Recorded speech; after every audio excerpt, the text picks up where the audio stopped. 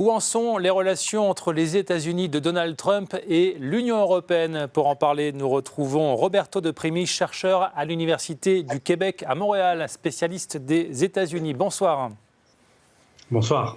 Alors on sait que l'arrivée de Donald Trump avait marqué un refroidissement important des relations diplomatiques entre l'administration américaine et l'Union européenne. Est-ce que plus de 2 ans après l'arrivée de Trump à la Maison-Blanche, on peut dire que les tensions se sont quelque peu apaisées ou pas du tout ? Malheureusement, on partait de relations transatlantiques qui étaient devenues plus des relations transpacifiques parce que les différents présidents américains, depuis Bill Clinton, commençaient à s'intéresser beaucoup plus au Pacifique qu'à l'Atlantique. Ça se confirme encore plus sous l'ère Trump. Ça fait 2 années, en gros, qu'on a cette nouvelle présidence américaine et surtout cette nouvelle tendance qui amplifie en fait la cassure, qui élargit en fait la distance qu'on peut avoir entre les rives des deux côtés de l'Atlantique.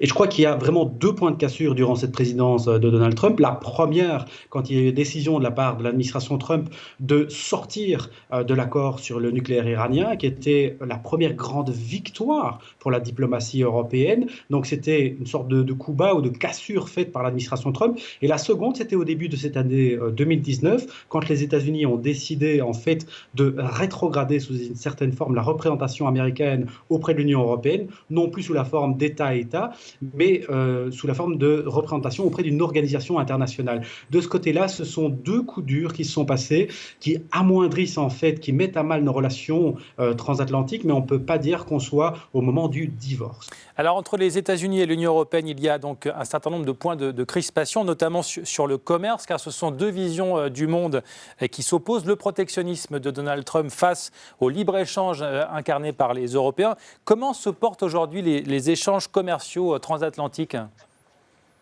Alors il faut comprendre une chose très importante, c'est que Donald Trump n'a pas un problème avec l'Europe, il a un problème avec le multilatéralisme. Ça, c'est quelque chose qu'il faut absolument avoir en tête. Et donc, au niveau de l'Union européenne, son intérêt est de travailler de manière bilatérale, donc avec l'Allemagne, avec la France, avec l'Italie, de manière bilatérale. Ce que l'on sait, c'est qu'après le débat avec le Mexique et le Canada pour l'accord commercial trilatéral et puis les négociations en cours avec la Chine, les États-Unis vont vraiment commencer à focaliser leur attention sur l'Union européenne. Donc on peut s'attendre à une reprise très forte avec la nouvelle commission qui arrivera après l'été et surtout le nouveau Parlement européen, d'une relance en fait des négociations sur le plan commercial entre Washington et Bruxelles. Alors il y a aussi le différend sur le climat. Y a-t-il une possibilité de voir les États-Unis réintégrer l'accord de Paris durant le mandat de Trump, ou bien est-ce qu'on est sur des positions irréconciliables ? Alors, il faut comprendre 2 choses. La première, c'est que sur la fin de l'ère Obama, on essaie de trouver des points de convergence et de divergence entre les 2 côtés de l'Atlantique, et on ne trouvait que comme point de convergence toutes les questions liées à l'environnement et au développement durable. On voit ce qui s'est passé depuis lors avec l'arrivée de Donald Trump, qui a déchiré en fait la participation américaine à l'accord de Paris, mais on voit surtout en fait qu'on a un président américain qui va entrer dans quelques mois en campagne électorale, car l'année prochaine, c'est quand même une année présidentielle, d'élection présidentielle aux États-Unis, donc je doute fort pour essayer de polariser son électorat, Donald Trump puisse modifier sa position sur les questions climatiques. Alors, autre point de crispation, les questions internationales. Trump, toujours très critique, notamment vis-à-vis de l'OTAN. Et puis, il y a aussi le retrait américain de Syrie qui inquiète en Europe. Alors il faut quand même décrypter le budget américain de la défense de 2019, qui amplifiait quand même énormément de réengagement américain planétaire, notamment au sein de l'Union européenne, face à la Russie, face à la montée en puissance en mer de Chine, donc de cet opposant chinois.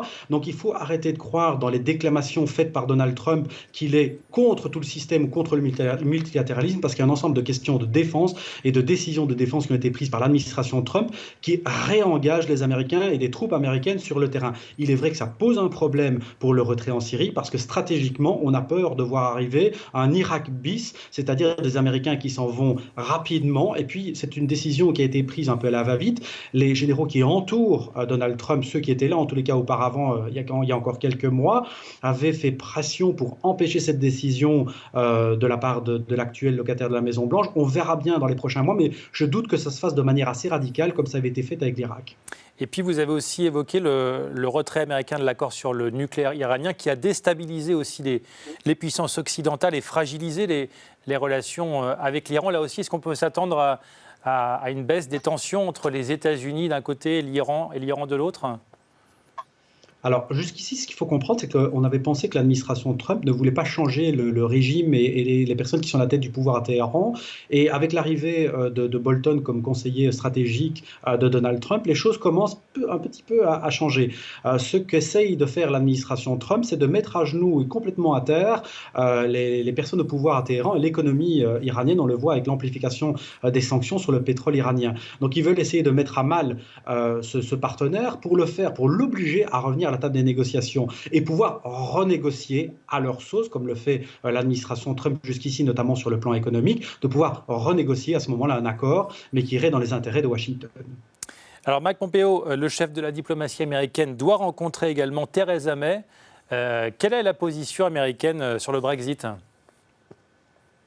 Alors, on se souvient quand même que la première personne qui avait été rencontrée par Donald Trump juste après après avoir été élu, c'était Theresa May qui s'était rendue à Washington. Et donc, on s'était dit, nous, Européens, la première personne rencontrée est justement le pays qui, dans quelques mois ou quelques années, viendra à quitter justement l'Union européenne. Le message est assez dur pour le partenaire historique qui est Bruxelles. Maintenant, la position, elle n'a pas changé. On le voit d'ailleurs sur le plan européen. Il y a un ensemble d'anciens conseillers ou collaborateurs de Donald Trump, notamment Steve Bannon, qui continue à polariser l'électorat ou à essayer de pouvoir renforcer le débat sur les populismes à travers l'Union européenne. Et ce n'est pas anodin d'ailleurs que Steve Bannon ait pu devenir un conseiller spécial de temps à autre de la Ligue, le parti politique en Italie. Donc je crois que la position n'a pas changé sur le Brexit de la part de l'administration Trump.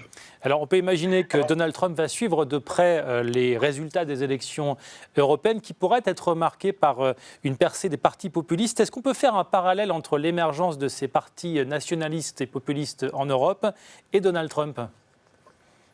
En fait, la vague Donald Trump qui est arrivée à la fin 2016 avec son élection, elle a modifié la manière dont on fait de la politique en utilisant les réseaux sociaux, les fameux hashtags, la manière d'utiliser des phrases extrêmement simples, anti-système, anti-élite, ce qui a été utilisé sur le plan national dans certains pays européens. On a vu que des partis extrêmes ou populistes ont pris le pouvoir. Maintenant, la grande question, ce sera au niveau européen, notamment la gouvernabilité du Parlement européen après les élections et de voir de quelle manière, donc, cette manière de faire la politique aux États-Unis aura influencé aussi cette manière de faire la politique, mais sur le plan totalement européen, donc au sein du Parlement européen, de la Commission, et ça va influencer aussi d'autres choses, c'est-à-dire de quelle manière des pays européens, la France, l'Allemagne, mais aussi au sein du Parlement européen, il va être possible de pouvoir négocier des accords internationaux après l'été. Merci beaucoup Roberto De Primi. Je rappelle que vous êtes chercheur à l'Université du Québec à Montréal, spécialiste des États-Unis. Merci beaucoup. Merci à vous.